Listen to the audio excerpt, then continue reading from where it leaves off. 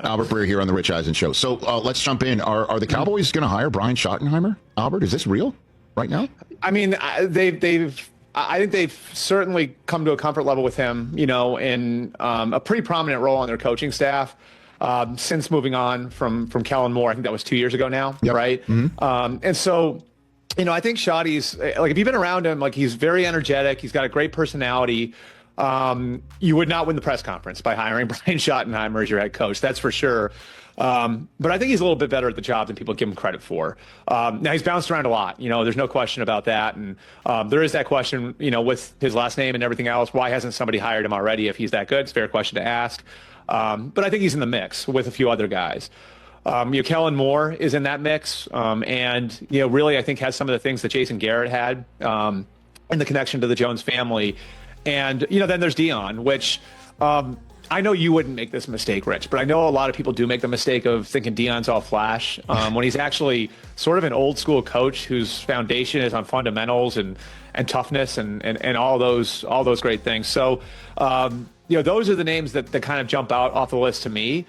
And I think the one thing that you have to be a little worried about is this becoming a little too insular? You know what I mean? In other words, is Jerry just going with something he knows and trying to hit a double, or is he really trying to hit a home run here? Are the Cowboys too insular right now? Do they need a little bit of a shakeup? I think those are fair questions to ask based on what we've seen, just as far as the candidate list goes. So Dion's out, or they told each other we're not going to do this, or what? Should we take this and waiting maybe potentially for Kellen Moore as the signs of that's who Jerry's going to hire here? Yeah, the Kellen Moore thing. So that obviously you got to slow play it a little bit on Kellen Moore because we see the Eagles are going to win on Sunday, first of all, and then you can't even talk to him. You can't sit down and talk to him until after that. Now, the good news is they did get him in for a first interview. So if you don't do that, then you can't do the in-person interview. But, certainly, we would have some clarity on Kellen Moore next week. They can't hire him until the Eagles are eliminated. So if they win, that's obviously another wrench in this whole thing. But there are a lot of people in that building who have worked with Kellen Moore, who know Kellen Moore. They'd be able to set up an infrastructure for Kellen Moore. I think if they made the decision, say the Eagles win on Sunday, and they fly to Philly and they do a formal interview with him on Monday and decide he's our guy, but obviously by rule they can't officially hire him for another 2 weeks because of all the background they have with him. They would be able to start to put together the infrastructure, for the Kellen Moore era in Dallas. And I think the other thing that's important here is the Joneses really love Moore, and the Joneses really saw Moore, again, the same way they saw Garrett, a guy who played quarterback for them, a guy who was, sort of quasi part of the coaching staff while he was still a player, a guy who was pushed up the ladder by them.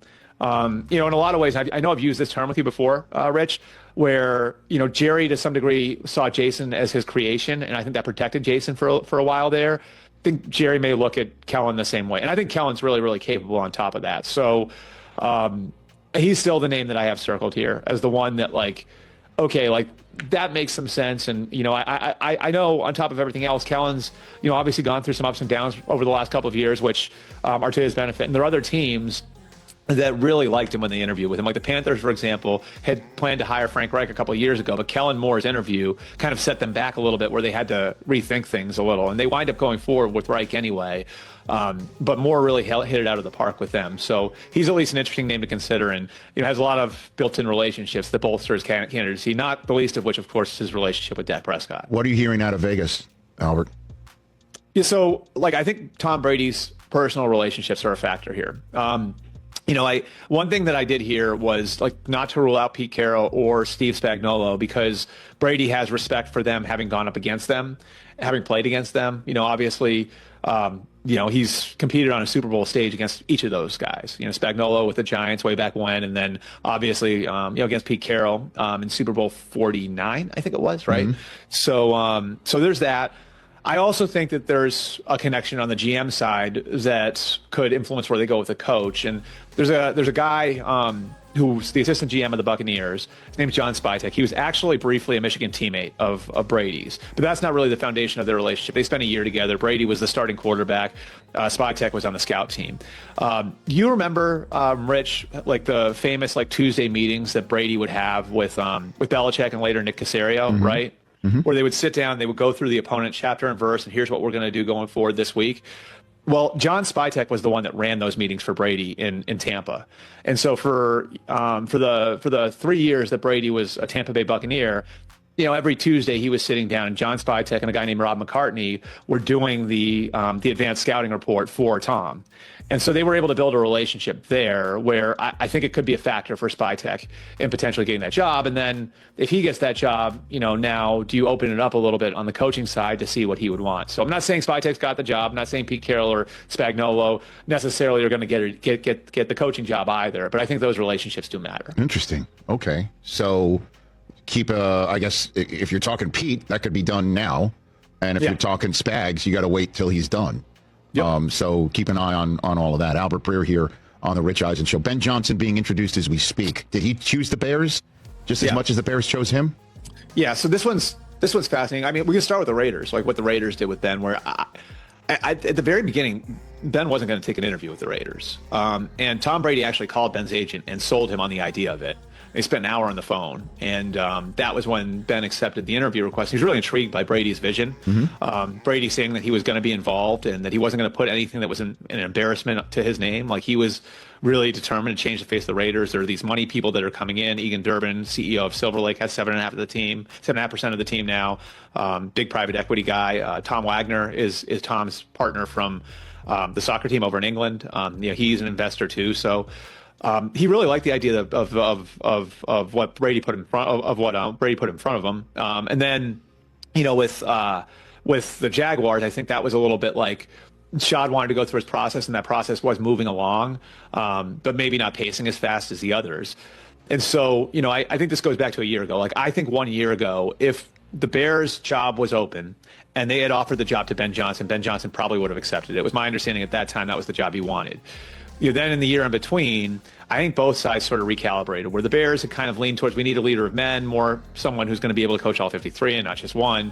And Ben kind of looked inward at the Lions and said, I want something like this. So I want alignment between the general manager and the head coach, and I want an ownership group that's going to be willing to see its mistakes and fix them. And so that's where it kind of felt like, okay, is this a match, right? Does this really work? Mm-hmm. And I think the good thing about that is they went through the interview process kind of through that lens, both of them, and they came to the determination, not only can Ben Johnson coach the quarterback, but he also can be a leader of men in his own way. It's going to look different than Dan Campbell, but he's going to be a leader of men in his own way. And then on the flip side, Ben could look at it and say, yeah, I like Caleb Williams, but on top of that, I really, found common ground with Ryan Poles, who was sincere and real with Ben during the interview process. And I see an owner in George McCaskey who does look like he's prepared to look in the mirror and does look like he wants to fix things and does look like he's changing the organization. And so, I think in that way, it's sort of, I think it was good for both sides, going from where they would have had the marriage a year ago, maybe under a different context. And now they've had the year kind of where a lot of this stuff sort of came together for them. So I think it's kind of a cool backstory to the way the whole thing worked out. And now we get to see what it looks like with Ben Johnson and Caleb Williams working together in Chicago. Yeah, right. And Caleb's there.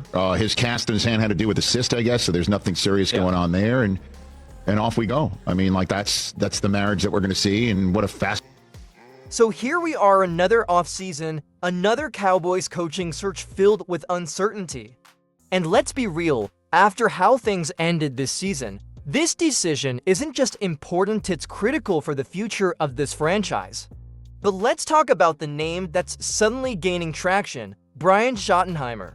Seriously, is this real? The guy's already in the building, sure, but does that mean he's the best option? Some reports say the Cowboys front office is comfortable with him, but let's be honest, when was the last time playing it safe worked for Dallas? Schottenheimer is experienced, no doubt. He's been around the league, working with different offenses, but let's not ignore the elephant in the room. If he was that good, why hasn't another team hired him as a head coach before? That's a fair question, and it's not just about him, it's about what kind of move this would be. Would hiring Schottenheimer be a true step forward, or would it be Jerry Jones just sticking to what's familiar? Now, here's where you come in.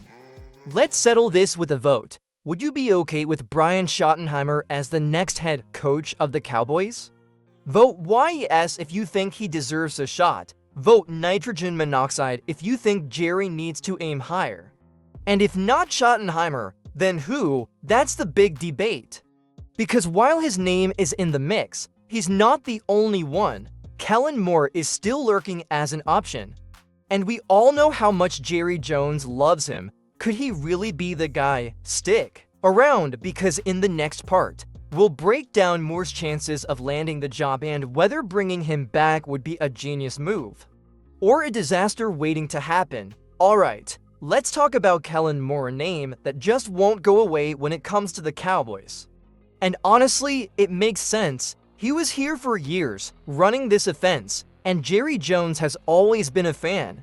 But does that mean he should be the next head coach? That's where things get complicated. On one hand, Moore has proven he can design high-powered offenses. Remember 2021? The Cowboys had the #1 offense in the NFL under his play calling. But on the other hand, when the games really mattered, his system collapsed. Think back to the playoffs against the 49ers twice. Those offensive game plans, disasters. And let's not forget what happened when he left for the Chargers. At first, it looked like he was thriving, but by the end of the season, the Chargers' offense was a mess, and he was fired. So now, the question is, if Moore couldn't succeed with Justin Herbert, what makes anyone think he'll be better in Dallas the second time around? But hey, maybe you see it differently, so let's settle this in the comments. Would you be on board with Kellen Moore returning to Dallas as head coach? Type "Go for IT" if you think he deserves another shot, or nitrogen monoxide way if you think the Cowboys need a fresh start.